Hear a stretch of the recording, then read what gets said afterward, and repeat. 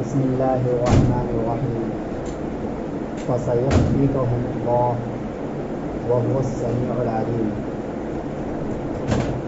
صدق اللہ العظیم۔ سامعین محترم اور معزز ساتھیوں، آج 18 ذی الحجہ جمعہ کا دن ہے اور اسی دن حضرت عثمان غنی رضی اللہ عنہ کی شہادت ہے، اسی دن بھی اور اسی تاریخ بھی، یعنی جس دن حضرت عثمان غنی کی شہادت ہوئی وہ بھی جمعہ کا دن تھا اور 18 ذی الحجہ تھا، اور آج بھی جمعہ ہی کا دن ہے اور 18 ذی الحجہ ہے۔ اسی مناسبت سے حضرت عثمان غنی رضی اللہ عنہ کی شہادت کا ذکر کرنا ضروری ہو جاتا ہے، اس لیے کہ ان حضرات کا ذکر خیر بھی ہمارے ایمان میں بڑھوتری کا سبب ہے۔ ان لوگوں کا نام لینا بھی محبت کی علامت ہے، اللہ اور اس کے رسول سے عشق کی علامت ہے۔ صحابہ سے محبت کیے بغیر کوئی نبی سے محبت نہیں کر سکتا، اور نبی سے محبت کیے بغیر کوئی اللہ سے محبت نہیں کر سکتا۔ یہ سب آپس میں ایک دوسرے سے جڑے ہوئے ہیں۔ بہرحال حضرت عثمان غنی رضی اللہ عنہ کی پوری تفصیل تو بیان نہیں ہو سکتی، مختصراً ان کی کچھ تفصیل بیان کر دیتا ہوں تاکہ ذہن میں ایک خاکہ آ جائے کہ ان کی شہادت کیسی ہوئی تھی۔ سب سے پہلے تو یہ سمجھے کہ آپ کا نام تھا عثمان، اور آپ کے دادا اور پردادا میں عبد بن مناف نام کے آدمی تھے، جو آپ صلی اللہ علیہ وسلم کے بھی دادا پردادا لگتے ہیں۔ اس اعتبار سے، ددیالی اعتبار سے، حضرت عثمان غنی نبی صلی اللہ علیہ وسلم کے خاندان سے تھے، اور آپ کی جو نانی تھی وہ دادا عبد المطلب کی نواسی تھی۔ آپ کی نانی جو تھی وہ دادا عبد المطلب کی نواسی تھی، اور یہ کہا جاتا ہے کہ نبی صلی اللہ علیہ وسلم کے والد محترم حضرت عبداللہ اور حضرت عثمان غنی کی جو نانی تھی دونوں ایک ساتھ پیدا ہوئے تھے، جڑوا پیدا ہوئے تھے، تو اس اعتبار سے بھی نبی سے بہت قریبی رشتہ ہو گیا۔ واقعہ فیل کے 50 دن کے بعد اللہ کے نبی پیدا ہوتے ہیں، اور 5 سال کے بعد 6 سال میں جا کر حضرت عثمان غنی پیدا ہوتے ہیں۔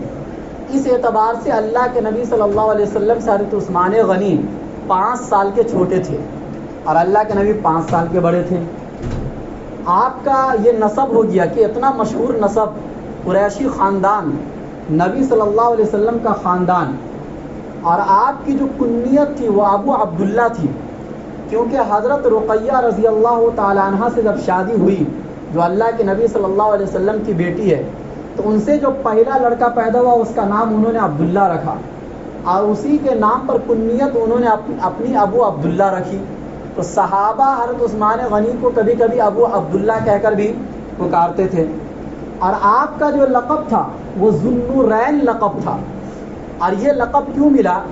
سنن کبریٰ البیہقی کے اندر ایک روایت آتی ہے کہ جس میں یہ ہے کہ لم یجمع اللہ بین ابنتی نبی منذ خلق اللہ آدم الی ان تقوم الساعہ، کہ آدم علیہ السلام کی پیدائش سے لے کر نبی اکرم صلی اللہ علیہ وسلم تک کوئی انسان ایسا نہیں گزرا ہے جو نبی کی 2 بیٹی سے نکاح کیا ہو، ایسا کوئی انسان نہیں گزرا ہے سوائے حضرت عثمان غنی رضی اللہ عنہ کے، کہ یکے بعد دیگرے، پہلے حضرت رقیہ رضی اللہ عنہ سے، اور جب غزوہ بدر ہو رہا تھا اسی دوران حضرت رقیہ رضی اللہ عنہ کا انتقال ہو جاتا ہے۔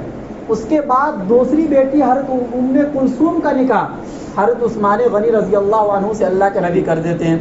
تو یہ تاریخی انسانی میں پہلے انسان ہیں کہ جنہوں نے نبی کی 2 بیٹی سے نکاح کیا ہے، اس لیے ان کو ذی النورین کہا جاتا ہے۔ بہرحال یہ تو ان کا خاندان ہوا، نسب ہوا، کنیت ہوئی۔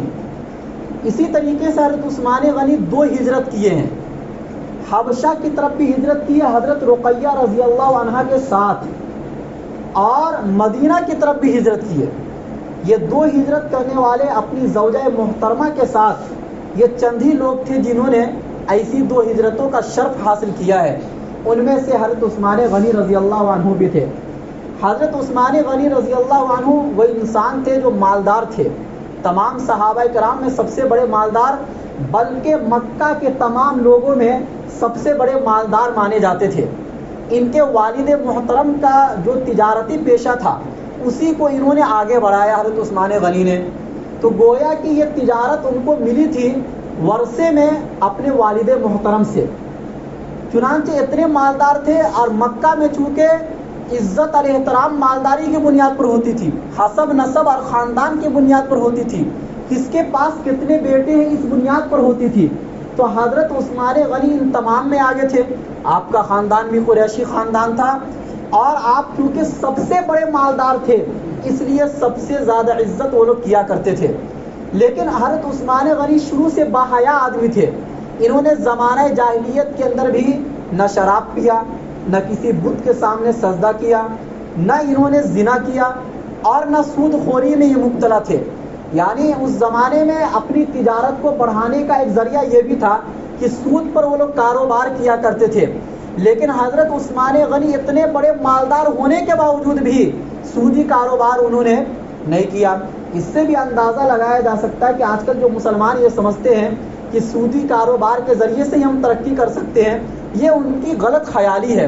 ایک انسان اس کے بغیر بھی ترقی کر سکتا، بلکہ اس کے بغیر جو ترقی ہوگی اس میں برکت ہوگی، اور وہ ہمیشہ ہمیشہ کی ترقی ہوگی۔ جیسا کہ حضرت عثمان غنی حبشہ کی طرف بھی ہجرت کر رہے ہیں، مدینہ کی طرف بھی ہجرت کر رہے ہیں، لیکن ان کے مال و دولت میں اور ان کی تجارت میں کوئی کمی نہیں آ رہی ہے۔ بہرحال مکہ کے تمام لوگ حضرت عثمان غنی کو تمام عزت اور شرافت کی نگاہ سے دیکھتے تھے۔ اسلام لانے کے باوجود بھی ان کو اتنی تکلیف نہیں دیا کرتے تھے جیسا کہ اور صحابہ کرام کو تکلیفیں دی گئی۔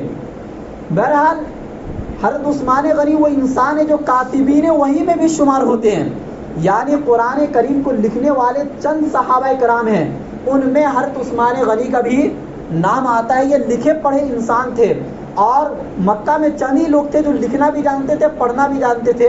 ان میں سے نام حضرت عثمان غنی، حضرت عمر فاروق کا بھی آتا ہے، تو یہ ان صحابہ کرام میں سے تھے۔ جب مدینہ کی طرف ہجرت کیے تو مدینہ میں سب سے پہلی ضرورت اللہ کے نبی کو مسجد نبوی کی پڑی۔ ایک مسجد ایسی ہونی چاہیے کہ جس میں تمام مسلمان عبادت کر سکے، اس کے لیے زمین خریدنا تھا۔ حضرت اللہ کے نبی صلی اللہ علیہ وسلم یہ اعلان کرتے ہیں کہ اگر کوئی مسجد خرید کر اپنے پیسے سے، یعنی زمین خرید کر اس کو مسجد میں شامل کر دے تو میں اس کے لیے جنت کی ذمہ داری لیتا ہوں۔ حضرت عثمان غنی 25,000 درہم کے اندر وہ زمین خریدتے ہیں اور مسجد نبوی کے لیے وقف کر دیتے ہیں۔ یعنی جس مسجد میں تمام صحابہ کرام نے پوری زندگی نماز پڑھی ہے وہ خریدی ہوئی تھی حضرت عثمان غنی کے پیسے سے۔ پھر اس کے بعد جب مدینے میں مسلمان گئے تو پانی پینے کے لیے مسلمانوں کے پاس کوئی کنواں نہیں تھا۔ ایک کنواں تھا جس کا پانی بہت میٹھا تھا، جس کو بیر روما کہا جاتا ہے، وہ بھی ایک یہودی کے قبضے میں تھا۔ اب اتنا پیسہ دے کر پانی خریدنا یہ صحابہ کے لیے بہت مشکل کام تھا، شروع میں غربت کا دور تھا۔ اللہ کے نبی صلی اللہ علیہ وسلم نے کہا کہ جو اس کنویں کو خرید کر مسلمانوں کے لیے وقف کر دے اس کے لیے جنت ہے۔ حضرت عثمان غنی رضی اللہ عنہ آگے بڑھتے ہیں اور ڈبل قیمت میں خرید کر اس کنویں کو مسلمانوں کے لیے وقف کر دیتے ہیں اور جنت اپنے نام کر لیتے ہیں۔ بہرحال بہت سی فضیلت ہے عثمان غنی کی۔ اللہ کے نبی صلی اللہ علیہ وسلم نے ایک موقع پر فرمایا، جب غزوہ تبوک کے لیے تمام مسلمان جا رہے تھے اور سب سے تنگی کا سفر غزوہ تبوک کا سفر مانا جاتا ہے تمام غزوات کے اندر، اس موقع پر اللہ کے نبی نے یہ اعلان کیا کہ اگر کوئی اس لشکر کو تیار کر دے اپنے پیسوں کے ذریعے سے، اپنے مال کے ذریعے سے، تو اس کے لیے جنت ہے۔ تمام صحابہ کرام نے اپنی اپنی حیثیت کے مطابق مدد کی، لیکن اتنا نہیں ہوا جتنے کی ضرورت تھی۔ اب حضرت عثمان غنی آگے بڑھتے ہیں اور جتنی کی ضرورت تھی اس سے ڈبل دے کر تمام مسلمانوں کے لشکر کو وہ تیار کرتے ہیں۔ اس موقع پر اللہ کے نبی نے فرمایا تھا کہ ما ضر عثمان ما عمل بعد اليوم، 2 مرتبہ، کہ آج کے بعد سے عثمان غنی کوئی بھی عمل کریں گے ان کو نقصان نہیں پہنچائے گا، یہ پھر بھی جنتی ہے۔ اور اس کے علاوہ بے شمار فضیلتیں عشرہ مبشرہ میں سے ہیں، خلیفہ راشد ہیں اور داماد رسول ہیں۔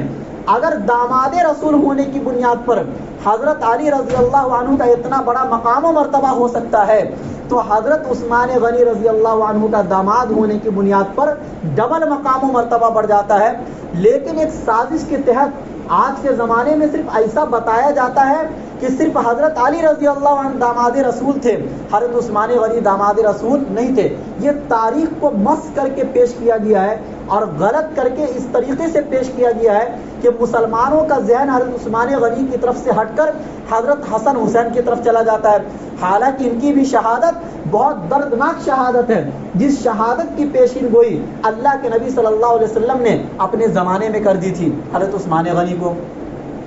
بہرحال یہ زمانہ چلتا ہوا, جب اللہ کے نبی دنیا سے چلے جاتے ہیں, حضرت ابو بکر صدیق رضی اللہ عنہ پہلے خلیفہ بنتے ہیں. 2.5 سال ان کی مدت خلافت ہے. پھر حضرت عمر فاروق رضی اللہ عنہ خلیفہ بنتے ہیں اور 10 سال تک وہ خلافت کی ذمہ داری سنبھالتے ہیں.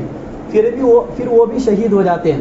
یعنی تقریباً 12.5 سال گزر گیا اللہ کے نبی کو گئے ہوئے. بہت شان کے ساتھ اسلام بڑھتا ہوا جا رہا ہے.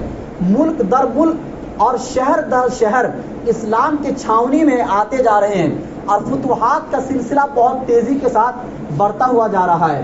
حضرت عمر رضی اللہ تعالیٰ نے اپنے دور خلافت میں جس طریقے سے اسلام کو بلندی عطا فرمائی اور جس طریقے سے اسلام کو عزت عطا فرمائی, دنیا اس کو جانتی ہے. پھر خلیفہ بنتے ہیں حضرت عثمان غنی رضی اللہ عنہ, اور حضرت عثمان غنی رضی اللہ عنہ کی مدت خلافت 12.5 سال ہے. سب سے لمبی خلافت یعنی چاروں خلفاء میں حضرت عثمان غنی کی ہے. لیکن شروع کے 6 سال اسی طریقے سے چلے جس طریقے سے حضرت عمر رضی اللہ عنہ نے چھوڑ کر اپنی زندگی میں گئے تھے, یعنی وہی فتوحات کا سلسلہ. اگر حضرت عمر فاروق رضی اللہ عنہ 22 لاکھ مربع میل پر حکومت کرتے تھے تو حضرت عثمان غنی 44 لاکھ مربع میل پر حکومت کرتے تھے. یعنی ان سے زیادہ ڈبل انہوں نے فتوحات کر کے دکھلائے.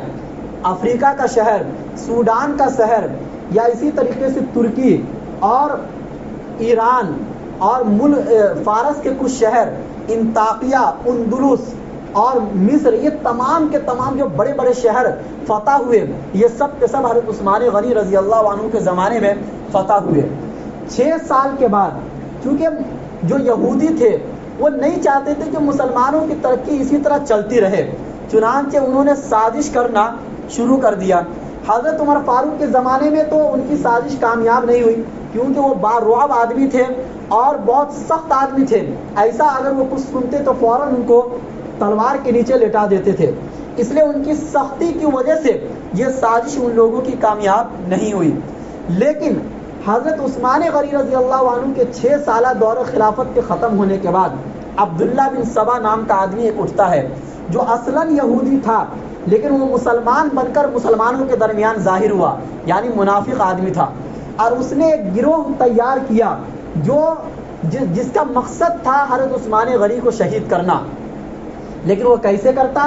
پہلے اس نے ماحول بنایا اور اس نے یہ کہنا شروع کر دیا کہ حضرت عثمان غنی غلط آدمی ہے, نعوذ باللہ, اور یہ اپنے لوگوں کو گورنر بناتے ہیں, یہ مسلمانوں کا مال ناجائز قبضہ کرتے ہیں, اور طرح طرح کا انہوں نے شروع کر دیا. اور اسی طرح عقیدہ بھی خراب کرنا اس نے شروع کیا. اس نے یہ کہا کہ آخری دور میں حضرت عیسیٰ علیہ السلام دوبارہ نہیں آئیں گے بلکہ اللہ کے نبی صلی اللہ علیہ وسلم دوبارہ آئیں گے, اور اس پر وہ قرآن کی آیت بھی پیش کرتا تھا. اسی طرح وہ کہتا تھا حضرت علی رضی اللہ عنہ خلیفہ اول ہے, نہ کہ حضرت ابو بکر صدیق, نہ کہ حضرت عمر فاروق, اور طرح طرح سے لوگوں کو ورغلانا اس نے شروع کیا. تو جو دور دراز علاقے میں جو آباد تھے, جیسے مصر میں, کوفہ میں, بصرہ میں, ان جیسے لوگوں کو اس نے گمراہ کیا, کیونکہ مکہ اور مدینہ اور ان جیسے علاقوں میں تو صحابہ کی آبادی تھی. ان لوگوں کو گمراہ کرنا اور ان لوگوں کو غلط راستے سے ہٹانا تو بہت مشکل کام تھا. بہرحال سبب یہ بنا کہ پہلے تو افواہوں کا بازار گرم ہوا. ایک آدمی آتا ہے حضرت عبداللہ بن عمر کے پاس اور وہ یہ کہتا ہے کہ دیکھو یہ عثمان غنی خلیفہ بنے ہوئے ہیں لیکن یہ بدر میں شریک نہیں ہوئے, یہ وحد میں شریک ہوئے لیکن بھاگ گئے, نعوذ باللہ, یہ بیعت رضوان میں بھی شریک نہیں تھے. تو حضرت عبداللہ بن عمر رضی اللہ عنہ نے کہا کہ اگر جنگ بدر میں شریک نہیں تھے تو اللہ کے نبی نے خود منع کیا تھا کہ ان کی بیٹی حضرت رقیہ جو بیمار تھی, اللہ کے نبی نے فرمایا کہ تم ان کے پاس رہو, ابھی آپ کے لیے زیادہ ضروری یہ ہیں. اور بدر کے مجاہدین میں آپ کا نام شمار کیا جائے گا. چنانچہ جو مال غنیمت اللہ کے نبی کے پاس آیا اس مال غنیمت میں حضرت عثمان غنی کا بھی حصہ لگا. تو اگر اللہ کے نبی خود اس چیز کو اعتراض نہیں سمجھ رہے ہیں تو آپ اعتراض کرنے والے کون ہوتے ہو؟ اور جنگ احد کے اندر جو پہلی مرتبہ مسلمانوں کی فتح ہوئی اور دوسری مرتبہ بظاہر شکست ہوئی، اس شکست میں تمام صحابہ کرام ادھر ادھر بکھر گئے. ان میں حضرت عثمان غنی رضی اللہ عنہ بھی تھے. جب بھگدڑ مچتی ہے تو اس وقت میں آدمی کا ذہن کام نہیں کرتا ہے، لیکن اللہ نے قرآن کریم میں آیت اتاری اور کہا وَلَقَدْ عَفَا اللَّهُ عَنْهُمْ، اللہ نے حضرت عثمان غنی کو معاف کر دیا. تو جب اللہ نے قرآن میں آیت اتار کر یہ کہہ دیا کہ میں نے معاف کر دیا تو اب آپ کون ہوتے ہوئے اعتراض کرنے والے؟ اور بیعت رضوان میں اگر وہ شریک نہیں تھے تو وہ اس وجہ سے نہیں تھے کہ اللہ کے نبی نے خود بھیجا تھا مکہ وہاں کے حالات کا جائزہ لینے کے لیے. تو بہرحال اس طریقے سے اعتراضات لوگوں کے درمیان پھیلا اور وہ پھیلتا پھیلتا حضرت عثمان غنی کی شہادت کا سبب بنا. لیکن شہادت اس طریقے سے نہیں ہوئی. حضرت عثمان غنی رضی اللہ عنہ مکہ کے مدینہ کے اندر موجود تھے. لوگوں کو جو اعتراضات ہوتے تھے اس کا جواب وہ دیتے تھے، اور بھی صحابہ کرام اس چیز کے اوپر مامور تھے جواب دینے کے لیے. لیکن عبداللہ بن سبا چونکہ اس کا جو مقصد تھا وہ پورا نہیں ہو رہا تھا، بصرہ سے کچھ لوگوں کو تیار کیا 1000 کا لشکر، کوفہ سے 1000 کا لشکر، مصر سے 1000 کا لشکر تیار کر کے مدینہ لایا. جب وہ مدینے میں آیا اور گھیراؤ کیا، کیسے آیا؟ حج کے موسم میں آیا، حاجیوں کے ساتھ آیا، احرام باندھ کر آیا تاکہ لوگوں کو پتہ نہ چلے کہ میں کس مقصد کے لیے جا رہا ہوں. کیونکہ اس زمانے میں قافلے کے ساتھ لوگ آیا کرتے تھے. اس زمانے میں کوئی جہاز کا زمانہ نہیں تھا کہ لوگ جہاز سے اڑ کے پہنچ جائے. قافلہ در قافلہ حج کے لیے لوگ روانہ ہوتے تھے. پیدل بھی آتے تھے، اونٹوں کی سواری کر کے بھی آتے تھے، گھوڑوں کی سواری کر کے بھی آتے تھے. اس طریقے سے لوگ آیا کرتے تھے. جب مدینے کا اس نے گھیراؤ کیا حج کے مہینے میں، تمام لوگ حج کو جا چکے ہیں، بڑے بڑے صحابہ حج کو جا چکے ہیں، مدینہ خالی ہو گیا. حضرت عائشہ صدیقہ رضی اللہ عنہ خود حج کو چلی گئی، حضرت ام حبیبہ گئی، اور بھی جو لوگ تھے وہ سب حج کو چلے گئے. مدینہ زیادہ تر لوگوں سے خالی ہو گیا اور بہت کم لوگ مدینے میں بچے، یا عورتیں بچی یا بچے بچے مدینے کے اندر. اور حضرت عثمان غنی رضی اللہ عنہ چونکہ خلیفہ تھے تو وہ آخر میں جاتے تھے حج کرنے کے لیے، خلافت کی ذمہ داری سنبھالنے کے لیے. چونکہ عرفات کے میدان میں جو خطبہ دیا جاتا تھا، اس زمانے میں جو خلیفہ ہوتے تھے وہی میدان عرفات میں خطبہ دیا کرتے تھے. تو ابھی عرفات کا ٹائم آیا نہیں تھا، اس لیے وہ گئے نہیں تھے. جب ان کو پتہ چلا کہ کچھ لوگ مجھے گھیرنے کے لیے آ گئے ہیں تو حضرت عثمان غنی نے ان کو سمجھانے پر وہ لوگ سمجھ بھی گئے اور واپس مصر کی طرف وہ لوگ روانہ بھی ہو گئے. لیکن جب وہ لوگ راستے میں تھے تو ایک اونٹ سوار آدمی کبھی قافلے میں آتا تھا، کبھی قافلے سے الگ ہو جاتا تھا، اونٹ پر سوار تھا. وہ گویا وہ خود اشارہ دے رہا تھا اس بات کا کہ مجھے پکڑ لو. لوگوں نے جب اس کو پکڑا تو کہا کہ تم کون آدمی ہو؟ تو اس نے یہ کہا کہ میں حضرت عثمان غنی کا قاصد ہوں اور میرے پاس ایک خط ہے وہ میں لے کے جا رہا ہوں مصر. کہا خط کیا ہے؟ پڑھ کے سناؤ. خط میں لکھا ہوا تھا کہ یہ خط عثمان غنی کی طرف سے ہے، اور مصر کے گورنر کو انہوں نے لکھا تھا کہ جب یہ لوگ مصر پہنچیں گے تو ان کو قتل کر دینا یا سولی پر لٹکا دینا. حالانکہ یہ خط ایک نقلی خط تھا، حضرت عثمان غنی کی طرف سے یہ خط نہیں تھا. اب ان کے ذہن میں دشمنی اور بڑھ گئی کہ دیکھو میں تو صلح کر کے جا رہا ہوں اپنے ملک، اور یہ خط لکھ رہے پیچھے سے کہ جب یہ لوگ مصر پہنچ جائے تو ان کو کیا کر دینا؟ قتل کر دینا یا سولی پر لٹکا دینا یا ایک ہاتھ یا ایک پیر کاٹ دینا. اس طریقے سے اس میں لکھا ہوا تھا. حضرت عثمان غنی نے قسم کھا کر فرمایا کہ میں قسم کھاتا کہ میں نے یہ خط نہیں لکھا ہے. لیکن ان کو اس بات پر یقین نہیں ہوا، چنانچہ ان لوگوں نے گھر گھیر لیا شہید کرنے کے لیے. حضرت عثمان غنی نے پھر سمجھایا کہ کیا میں تم کو اللہ کی قسم دیتا ہوں، کیا میں وہ آدمی نہیں ہوں کہ جس نے کنواں خریدا تھا مسلمانوں کے لیے اور آج جس کنویں سے تمام مسلمان پانی پی رہے ہیں. یہ بات انہوں نے اس لیے کہی کہ جس کنویں کو خرید کر انہوں نے مسلمانوں کے لیے وقف کیا تھا، آج 40 دن سے اسی کنویں کا پانی حضرت عثمان غنی نہیں پی پا رہے تھے. صحابہ کرام نے کوشش کی پانی پلانے کی، لیکن ان لوگوں نے گھر کے اندر جانے نہیں دیا. اسی طریقے سے جس مسجد نبوی کے لیے حضرت عثمان غنی نے زمین خریدی تھی، کھڑے ہو کر فرمایا کیا میں وہ نہیں ہوں کہ جنہوں نے اس مسجد کے لیے زمین خرید کر وقف کیا تھا؟ ان لوگوں نے کہا ہاں آپ وہی ہیں، تو کیا پھر مجھے اس مسجد میں نماز پڑھنے سے کیوں روکتے ہو؟ انہوں نے کہا پھر بھی روکیں گے۔ یعنی وہ احسانات کو اللہ کے نبی کے ساتھ انہوں نے کیے تھے ان کو گنوایا۔ کبھی کبھی گنوانا پڑتا ہے جب سامنے والے انسان ویسے ہو۔ ہر موقع پر احسانات کا گنوانے والے کو یہ نہیں کہا جا سکتا ہے کہ دیکھو احسان گنوا رہا ہے۔ کبھی کبھی گنوانا پڑتا ہے جب سامنے والا احسان فراموش آدمی ہو اور وہ ظلم پر اتر جائے، ایسے موقع پر بتانا پڑتا ہے۔ اسی طریقے سے حضرت عثمان غنی رضی اللہ عنہ نے یہ کہا کہ مجھے تم قتل کرنا کیوں چاہتے ہو؟ اسلام میں 3 وجہ سے قتل ہوتی ہے، یا تو اسلام لانے کے بعد کوئی کافر ہو جائے تو قتل کر سکتے ہیں، یا یہ کہ کوئی آدمی زنا کر لے، شادی شدہ آدمی، یا یہ کہ کوئی کسی کو بلا وجہ قتل کر دے، اس کے بدلے تم قتل کر سکتے ہو۔ ان میں سے ان تین باتوں میں سے کوئی بات میرے اندر نہیں ہے، پھر کیوں تم مجھے مارنا چاہتے ہو؟ کچھ صحابہ کرام نے یہ بھی مشورہ دیا کہ آپ خلافت سے 10 بردار ہو جائے، چھوڑ دے خلافت، تاکہ ان کا راستہ صاف ہو جائے اور آپ شہادت مطلب قتل ہونے سے بچ جائے۔ تو عبداللہ بن عمر رضی اللہ عنہ سے مشورہ لیا حضرت عثمان غنی نے کہ مجھے کیا کرنا چاہیے۔ حضرت عبداللہ بن عمر رضی اللہ عنہ نے فرمایا کہ کیا آپ ہمیشہ رہیں گے اس دنیا میں؟ حضرت عثمان غنی نے کہا نہیں۔ کیا یہ لوگ قتل سے زیادہ آپ کے ساتھ کچھ کر سکتے ہیں؟ کہا انہوں نے نہیں۔ پھر کہا کیا یہ لوگ آپ کو جنت اور جہنم میں بھیجنے کا اختیار رکھتے ہیں؟ حضرت عثمان غنی نے کہا نہیں۔ تو عبداللہ بن عمر نے کہا کہ جب یہ بات نہیں ہے، ایسی بات ہے، تو آپ ڈٹے رہے چاہے کچھ بھی ہو جائے، آپ کو خلافت نہیں چھوڑنا ہے، ورنہ ایک مذاق بن جائے گا خلافت۔ پھر ہر وقت ایسا ہی ہوگا کہ کوئی نیا خلیفہ بنے گا اور اس کے خلاف لوگ کھڑے ہو جائیں گے اور پھر اس کو بھی 10 بردار ہونا پڑے گا۔ لہٰذا آپ کو 10 بردار ہونے کی ضرورت نہیں، اسی حالت میں آپ رہیے۔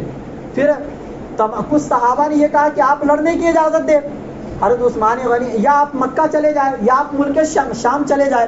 حضرت عثمان غنی نے کہا کہ نہ میں لڑنے کی اجازت دوں گا، کیونکہ میں مدینے کو خون خرابہ کرنے والا نہیں بنانا چاہتا، نہ میں مکے جاؤں گا کیونکہ مکہ میں بھی خون خرابہ ہوگا، تو میں نے نبی سے سنا ہے کہ مکہ میں کوئی خون خرابہ کرنے والا اگر ہوگا تو آدھی دنیا کا عذاب اس کو ملے گا۔ اور میں ملک شام بھی نہیں جاؤں گا کیونکہ نبی کا پڑوس میں چھوڑنا نہیں چاہتا ہوں، مدینہ میں چھوڑنا نہیں چاہتا ہوں، اور نہ میں مکہ چھوڑنا چاہتا ہوں، ان 2 شہر میں سے کوئی ایک شہر میں رہوں گا۔ لہٰذا صحابہ نے کوشش کی، لیکن حضرت عثمان غنی نے بار بار یہ کہا کہ مجھے نبی کی وصیت ہے۔ اللہ کے نبی نے فرمایا تھا کہ عثمان اللہ تمہیں ایک قمیص پہنائے گا اور منافقین اس قمیص کو اتارنا چاہیں گے لیکن تم اتارنا نہیں، اور اس قمیص سے مراد خلافت تھی، تم اسی حالت میں شہید ہو جانا، لیکن خلافت سے 10 بردار نہ ہونا۔ یہ اللہ کے نبی نے اپنی زندگی میں بطور خاص حضرت عثمان غنی رضی اللہ عنہ سے فرمایا تھا، اور یہ بھی فرمایا تھا کہ اس انسان کو جنت کی بشارت دے دو اس مصیبت پر جو مصیبت ان کو پہنچے گی، یہ بتا دیا تھا اللہ کے نبی صلی اللہ علیہ وسلم نے۔ پھر جمعرات کی رات ہوتی ہے، یعنی جمعہ کی رات، حضرت عثمان غنی آرام فرما رہے ہیں، خواب میں اللہ کے نبی کی زیارت ہوتی ہے اور اللہ کے نبی فرماتے ہیں عثمان کل تم شہید ہو جاؤ گے اور کل کا دن تم روزہ رکھنا، افطار تم میرے پاس کرنا۔ چنانچہ جب صبح ہوتی ہے، جمعہ کا دن ہے، حضرت عثمان غنی قرآن لے کر بیٹھ جاتے ہیں اور تلاوت کرنا شروع کر دیتے ہیں۔ ایک آدمی آتا ہے اور اس کو حضرت عثمان غنی فرماتے دیکھو یہ اللہ کی کتاب ہے، یہ فیصلہ کرنے والی ہے، وہ یہ سن کر باہر آ جاتا ہے۔ لیکن دوسرا شخص آتا ہے، وہ حضرت عثمان غنی کا گلا دبا دیتا ہے، ایک مرتبہ نہیں بلکہ 2 مرتبہ دباتا ہے، اور دبانے کے بعد پھر باہر آ جاتا ہے۔ جب باہر آتا ہے تو وہ یہ کہتا کہ اللہ کی قسم میں نے عثمان غنی کے حلق سے زیادہ نرم حلق کسی کے حلق نہیں دیکھی، یعنی ضعیف عمر، اور چونکہ عمر زیادہ ہونے کے بعد چمڑے جو ہوتے ہیں وہ نرم ہو جاتے ہیں، ملائم ہو جاتے ہیں۔ اس کے بعد ایک تیسرا آدمی آتا ہے اور وہ ہاتھ پر تلوار مارتا ہے، یہ وہ ہاتھ تھے جس ہاتھ سے حضرت عثمان غنی نے کبھی قرآن لکھا تھا، جس کی وجہ سے کاتبین وحی تھے وہ، اور جس ہاتھ کو اللہ کے نبی نے اپنا ہاتھ قرار دیا تھا ایک موقع پر، اور یہ کہا تھا کہ یہ میرا ہاتھ گویا عثمان غنی کا ہاتھ ہے۔ اس ہاتھ پر انہوں نے تلوار ماری اور جس کی وجہ سے وہ ہاتھ جسم سے جدا ہو گیا، اور اس کے بعد گردن پر تلوار مار کر حضرت عثمان غنی رضی اللہ عنہ کو شہید کر دیا، اور ان کے خون کا قطرہ گرا قرآن کی اس آیت پر فَسَيَكْفِيكَهُمُ اللَّهُ وَهُوَ السَّمِيعُ الْعَلِيمُ، کہ اللہ ان کے لیے کافی ہے اور اللہ سننے والا ہے اور جاننے والا ہے۔ یعنی قرآن کی اس آیت پر حضرت عثمان غنی کا چونکہ قرآن سے گہرا تعلق تھا، تمام صحابہ کرام میں سب سے زیادہ قرآن کے حافظ حضرت عثمان غنی سب سے اچھی یادداشت اور قرآن کریم کی سب سے زیادہ خدمت کرنے والے حضرت عثمان غنی رضی اللہ عنہ۔ بہرحال سن 35 ہجری میں جمعہ کے دن 12.5 سال کی یہ مدت خلافت ختم ہو جاتی ہے، اور اس کے بعد عبداللہ بن زبیر رضی اللہ عنہ آپ کی نماز جنازہ پڑھاتے ہیں، اور پھر تمام صحابہ مل کر آپ کو شہید ہونے کی حالت میں دفن کر دیتے ہیں۔ اور اس کے بعد پھر یہ جب فتنے کا یہ دور جب شروع ہوتا ہے تو یہی فتنہ چلتا چلتا حضرت علی کے زمانے میں بھی آیا، اور اسی فتنے کی وجہ سے حضرت علی بھی شہید ہوئے، اسی فتنے کی وجہ سے حضرت حسن رضی اللہ عنہ بھی شہید ہوئے، اسی فتنے کی وجہ سے حضرت حسین رضی اللہ عنہ بھی شہید ہوئے۔ یعنی یہ فتنے کا دروازہ جب کھلا، جس کے بارے میں اللہ کے نبی نے بخاری کے حدیث میں فرما دیا تھا کہ ایک زمانہ آئے گا، خلافت کا زمانہ ہوگا، لیکن ایک دروازہ جو بند ہوگا فتنے کا، وہ جب ٹوٹے گا تو ایسا ٹوٹے گا کہ جس کو قیامت تک کوئی بند نہیں کر سکتا ہے۔ جب سے فتنہ رونما ہوا ہے وہی فتنہ آج تک مسلمانوں میں چلتا ہوا آ رہا ہے۔ پھر وہ دور جو صحابہ کا تھا، جو عمر فاروق کا تھا، جو عثمان غنی کا 6 سالہ دور تھا، وہ دور اب مسلمان نہیں دیکھ سکا آج تک۔ اب یہ دور انشاءاللہ آئے گا جب عیسیٰ علیہ السلام دوبارہ دنیا میں آئیں گے، جب حضرت امام مہدی دنیا میں آئیں گے تو پھر وہی صحابہ والا دور دوبارہ لوٹ کر آئے گا، لیکن ابھی تو ہم لوگ اس کی امید نہیں کر سکتے۔ بہرحال عثمان غنی رضی اللہ عنہ کی شہادت سے ہمیں یہ سبق ملتا ہے کہ اسلام کے نام پر جب بھی آپ سے قربانی مانگی جائے آپ ڈٹ کر کھڑے ہو جائے۔ آپ یہ نہ سوچیں کہ مجھے مار دیا جائے گا، مجھے شہید کر دیا جائے گا۔ اسلام کے نام پر قربان ہو جانا اور اسلام کے نام پر شہید ہو جانا یہ حضرت عثمان غنی کی سنت ہے، اور اسلام کو برباد ہونے نہیں دینا چاہیے، اسلام کا مذاق بننے نہیں دینا چاہیے۔ حضرت عثمان غنی اگر چاہتے تو بدلہ لے سکتے تھے، صحابہ کی جماعت موجود تھی، لیکن انہوں نے نہیں چاہا کہ میری وجہ سے وہ مدینہ منورہ جس کو اللہ کے نبی صلی اللہ علیہ وسلم نے اپنے خون جگر سے سینچا تھا، اس مدینہ منورہ میں صحابہ کرام کے خون گرے۔ یہ نہیں چاہتے تھے عثمان غنی، اسی وجہ سے وہ شہید ہو جانا پسند کیے، لیکن اسلام کے نام پر آنچ آنا انہوں نے پسند نہیں کیا۔